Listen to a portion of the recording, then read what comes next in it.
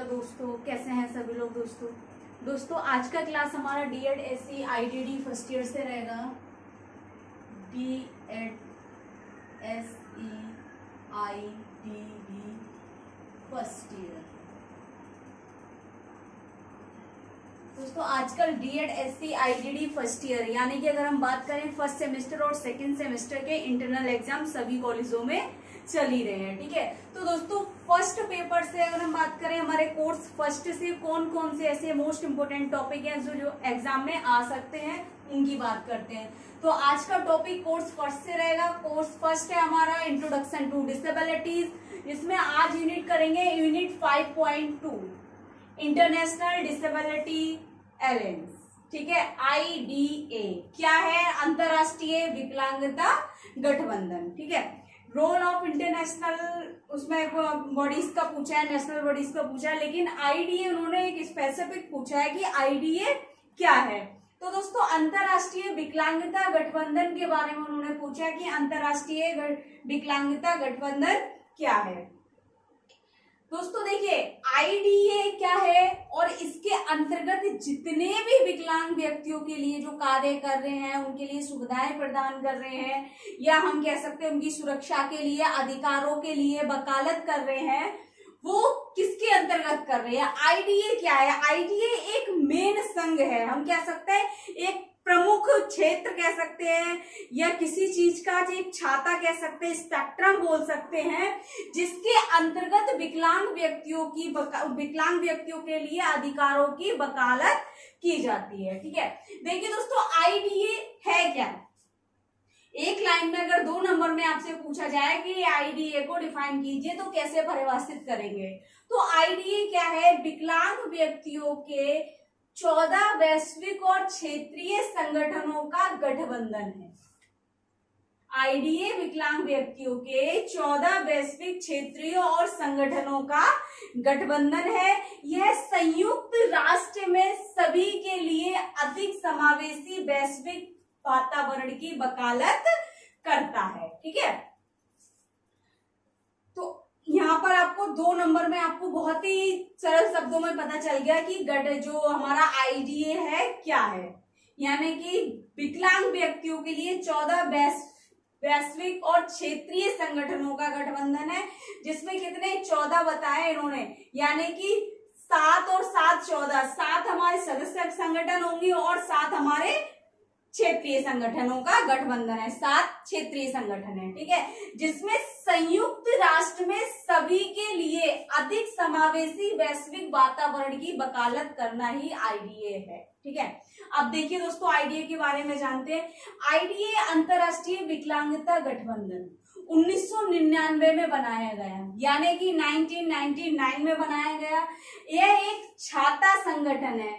छाता संगठन इसलिए कहा गया है क्योंकि इसमें 7 वैश्विक और 7 क्षेत्रीय, यानी कि 7 सदस्य संगठन है और 7 क्षेत्रीय संगठन है। इन सभी का समूह है, इसलिए IDA के अंदर या IDA में ये सभी शामिल है, इसलिए IDA को क्या कहा गया है? एक छाता संगठन कहा गया है। ठीक है, जो दुनिया भर में विकलांग व्यक्तियों के लिए जागरूकता और अधिकारों में सुधार पर केंद्रित है। किस पर केंद्रित है IDA?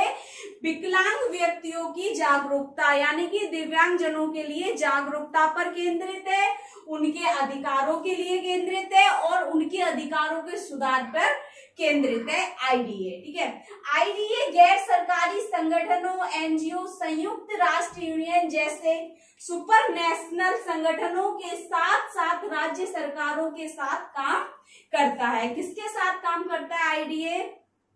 एक नंबर में पूछा जा सकता है IDA किसके साथ काम करता है? तो IDA गैर सरकारी संगठनों, यानी कि नॉन गवर्नमेंट ऑर्गेनाइजेशंस जो है, राष्ट्रीय कह रहे संयुक्त राष्ट्र यूनियन जैसे सुपर नेशनल संगठनों के साथ साथ राज्य सरकारों के साथ काम करता है, ताकि विकासशील और औद्योगिक देशों में कानून बनाने और विकलांगता कार्यक्रम के लिए फंड तैयार किया जा सके। किसके लिए? विकासशील औद्योगिक देश, यानी कि जिन सभी देशों को औद्योगिक और विकासशील बनाने के लिए क्या कह रहे हैं? देशों में कानून बनाने के लिए और विकलांगता कार्यक्रम यानी कि विकलांग लोगों के लिए जो कार्यक्रम चलाए जा रहे हैं, जो योजनाएं चलाई जा रही हैं, जो सेवाएं प्रदान कराई जा रही हैं, उन सभी कार्यक्रम के लिए फंड तैयार किया जा सके और आसपास के विकलांग लोगों की वकालत की जा सके। यानी कि जितने भी हमारे आसपास में विकलांग व्यक्ति रह रहे हैं उन सब की वकालत की जा सके। आईडीए संयुक्त राष्ट्र के साथ मिलकर काम करता है। अब ये 1 नंबर में पूछ लेगा किसके साथ मिलकर काम करता है, संयुक्त राष्ट्र के साथ मिलकर काम करता है और विशेष रूप से विकलांग व्यक्तियों के अधिकारों पर संयुक्त राष्ट्र सम्मेलन यूएनसीआरपीडी का उपयोग अपनी आचार संहिता के रूप में करते हैं। ठीक है, यूएनसीआरपीडी का भी उपयोग करते हैं। कह रहे हैं 7 जून 2013 को आईडीए को कानूनी रूप से शामिल किया गया। यानी कि 7 जून 2013 को आईडीए को कानूनी रूप से शामिल किया गया और एक इकाई के रूप में कानूनी दर्जा दिया गया ताकि विकलांग लोगों के लिए बेहतर शर्तों पर बातचीत करने की इसकी क्षमता में अधिक ताकत बन सके।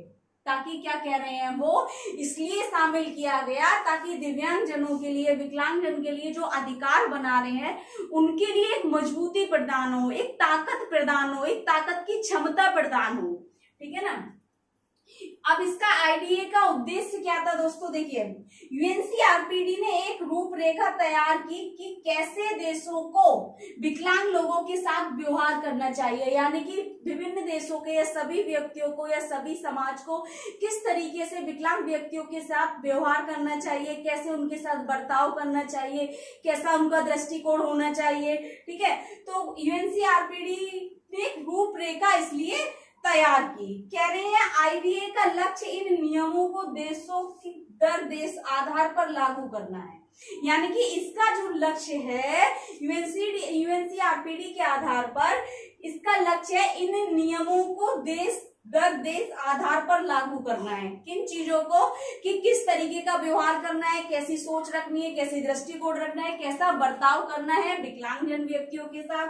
कह रहे हैं मानव अधिकारों पर उच्चायुक्त यूएनओएचसीएचआर के संयुक्त राष्ट्र कार्यालय को एक पत्र में आईडीए ने स्पष्ट रूप से अपने मिशन को बताया। क्या बताया कि विकलांग नवजात शिशुओं की हत्या दुनिया भर के विभिन्न क्षेत्रों में एक परिवार की क्षमता देखभाल करने की इच्छा के लिए की जाती है।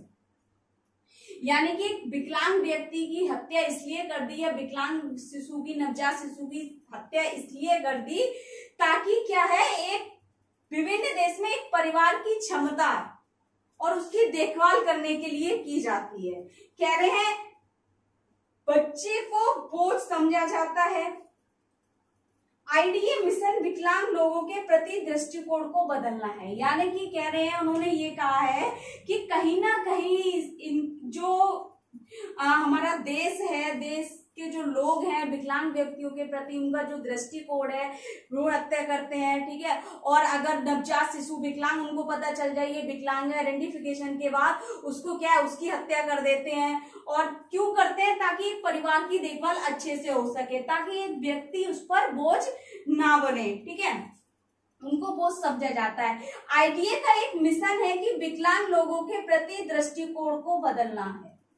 इसका लक्ष्य जो है, इसके लक्ष्य का जो मिशन है कि विकलांग व्यक्तियों के प्रति अपने दृष्टिकोण को बदलना है। दुनिया भर में कई जगह पर विकलांग लोगों को दोषपूर्ण माना जाता है।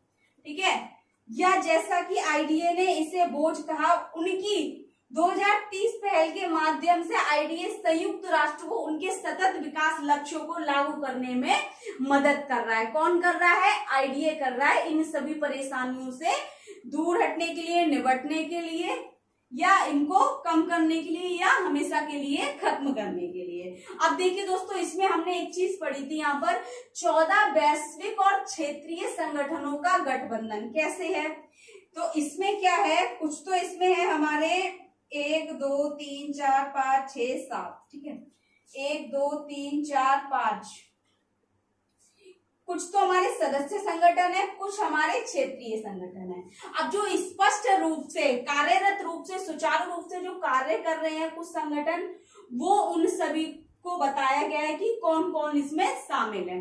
तो देखिए सदस्य संगठन में कौन कौन है, डाउन सिंड्रोम इंटरनेशनल DSI, यानी कि इसके अंतर्गत IDA जो क्या है डाउन सिंड्रोम इंटरनेशनल के लिए भी कार्य कर रहा है, जिसमें फंड इकट्ठा करना, उनके लिए उन सभी व्यक्तियों के लिए वकालत करना, उनके अधिकारों के लिए लड़ना, समावेशन अंतरराष्ट्रीय यानी कि II इंक्लूसिव इंटरनेशनल, ठीक है, international federation of hard of hearing people IFHOH भी इसमें शामिल है, ठीक है, वर्ल्ड ब्लाइंड यूनियन भी इसमें, WBU भी इसमें क्या शामिल है, बधिरों के लिए बधिरों का विश्व संघ यानी कि WFD भी इसमें शामिल है, ठीक है, world federation of deaf blind यानी कि WFD भी इसमें शामिल है, world network of users and survivors of psychiatry WNUSP भी इसमें शामिल है। किसमें, सदस्य संगठन में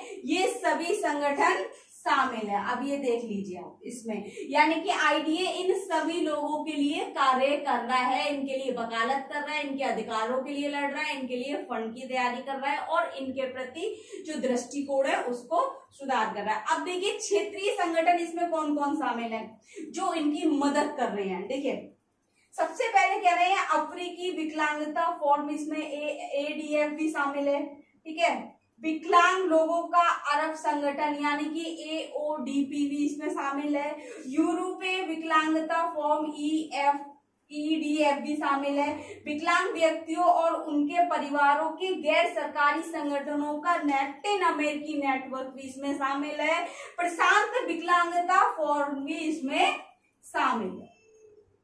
तो ये हमारे क्षेत्रीय सदस्य संगठन है और ये हमारे सदस्य संगठन है जो इसमें शामिल है, ठीक है। तो दोस्तों अगर ये आपको आएगा एग्जाम से रिलेटेड ये टॉपिक, क्योंकि मुझे ऐसा लग रहा था यूनिट 5 में अब तक का जो डीएड का हमने देखा लास्ट का आईडी की बात करें यानी कि एमआर में बात करें तो डीएड में ये आईडीए स्पेसिफिक रूप से नहीं पूछा था उन्होंने, और सभी चीजें पूछी, national bodies, international body, institute पूछे थे। आईडीए इस बार पहली बार शामिल हुए, इसलिए मुझे ऐसा लग रहा है कहीं ना कहीं आपको इंटरनल एग्जाम में भी देखने को मिल सकता है और एक्सटर्नल एग्जाम में भी इसको देखने को मिल सकता है, इसलिए मोस्ट इंपोर्टेंट लग रहा था और ये 5 नंबर में हो सकता है पूछा जाए आपसे, ठीक है। तो 5 नंबर के लिए काफी है क्योंकि 150 शब्द में आपने करना होगा 5 नंबर में, very very most important topic है। बाकी इससे रिलेटेड आपको कुछ पूछना है, कुछ डाउट लग रहा है तो कमेंट बॉक्स में आके कमेंट करें, ज्यादा से ज्यादा वीडियो लाइक करें, चैनल को सब्सक्राइब करें, बेल आइकन को प्रेस कर दें ताकि नेक्स्ट आने वाली क्लास आप तक पहुंचती रहे। दोस्तों थैंक यू।